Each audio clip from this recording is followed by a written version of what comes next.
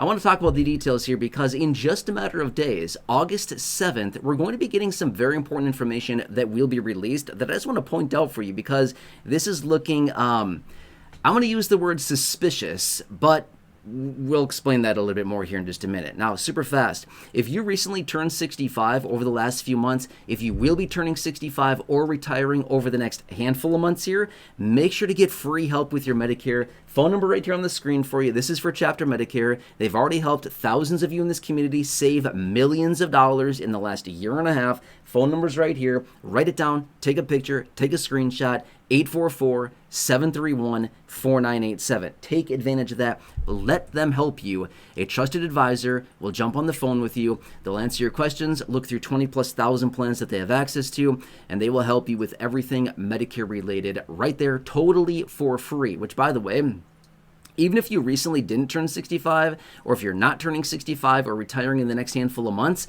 if you're on Medicare, take a picture, write this down, and take a screenshot of this phone number. It's going to be very handy for you in the coming months here as well. You'll probably want to utilize that phone number in the next handful of months as we approach the end of the year. Okay, more on that a little bit later, but my point being is that let them guide you with your Medicare. It can be so confusing, and they will help you totally for free. And who knows, maybe you'll get to save a bunch of money like other people in this community already have, adding to the $3 million of savings for those of you in this community already, which is honestly really, really cool. That's very, very exciting. It's a lot of money back in the pockets of those people in this community. All right, anyway, I want to make this very, very, very clear right here from the start. No, a stimulus check has not been approved yet. Okay, I want to make that very, very clear so I don't see comments down below saying, you said it was coming. No, I didn't say that at all. I never said that, okay? I've made it very, very clear that it's not. But rather, let's talk about a couple different things right now because we're getting different data that's being released here, which I'm saying is looking very suspicious, as well as this is also in alignment with what the president said. Again, it's all over there. I have plenty of videos here on the channel featuring clips of the president saying it. So there's literally no denying that the president said this late last year many, many, many, many times about this $2,000 dividend. I mean, he said it so many times. I have a bunch of clips here on the channel featuring those clips of him speaking. But anyway, let's talk about August 7th for just a second. All right, so on August 7th, we're going to be getting July's non-farm payroll number. In other words, the jobs report. Now, let me just talk about this for a second, even though you might be thinking, I don't care. I don't give a rip about this. This has nothing to do with stimulus. It actually does. It has a huge, huge, huge impact on any type of distribution. Here's why. Remember, the distribution of stimulus is not about them looking across the country saying, oh, the American people are struggling financially.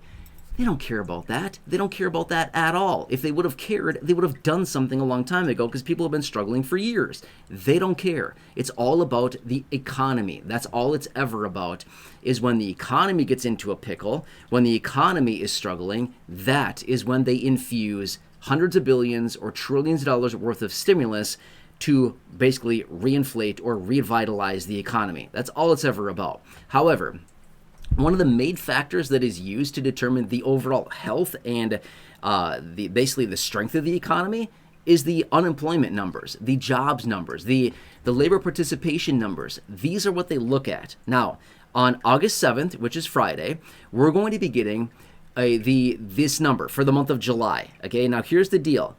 There's likely going to be this, consensus like, oh, it's going to be this nice, big, strong number. That's fine. But what we have to look at is the revisions over the last few months. To be fair, over the last handful of months here, when we get these numbers out and we get the revisions for the last few months, they've been coming in significantly negative. In other words, they're revising previous numbers or previous months down substantially by tens of thousands per month that are being revised down. In other words, what they're saying is that they might come in and say, yeah, we created 175,000 jobs. And then a month later, they'll come in and say, oh, I'm sorry, we miscounted by 50,000. Yeah, sorry, we're revising down by 50,000. And then the next month, they'll come back and say, oh, remember that 175 from a couple months ago that we revised down by 50,000? Yeah, sorry, we miscounted again by another 30,000. Oh, gee, I'm so sorry, we miscounted by all of these people. That's what they've been doing here. So when you look at the headline numbers, it looks like, wow, the economy is so strong because they're creating all of these jobs.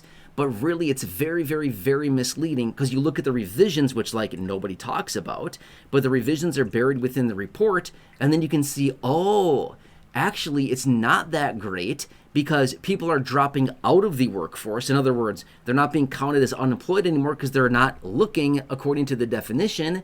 So like a month ago when we got the report, they took off 700,000 people from the count because they said, these people aren't looking for jobs anymore. So we're going to remove 700,000 people from the unemployment numbers because they're not looking. Really? That's how we do stuff in this country? I don't know. It seems kind of jacked up to me that we don't even properly account for people that are, clearly unemployed, but they're not being counted because they're, quote, not looking.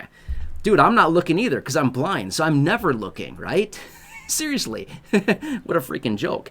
But my point being is that we've got to look at all of these data points because at the end of the day, when we see spiking unemployment, when we see less and less people working, that means that simply businesses are not hiring and businesses are laying off in a major way. What is one of the last things that businesses do at basically the top of a market cycle? When the economy starts contracting, it starts going down, what do businesses start doing?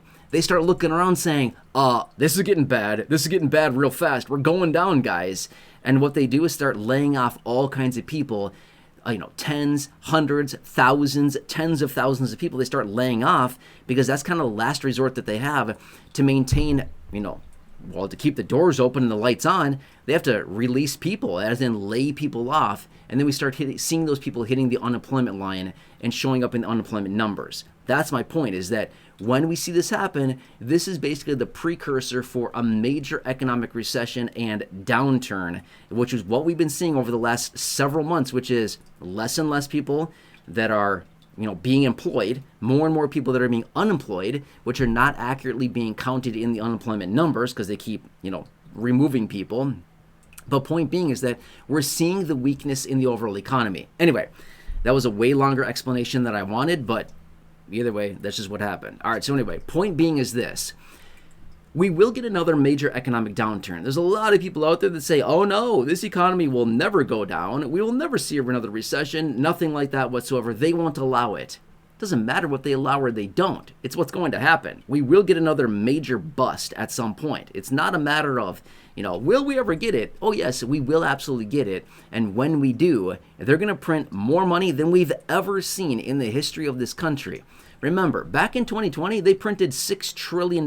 Between 2020 and 2021, a one-year period of time, they printed $6 trillion of brand new money, which is why we've seen so much inflation over the last, call it 6 years. It's been a major headache. But point being is this next time, when we see another major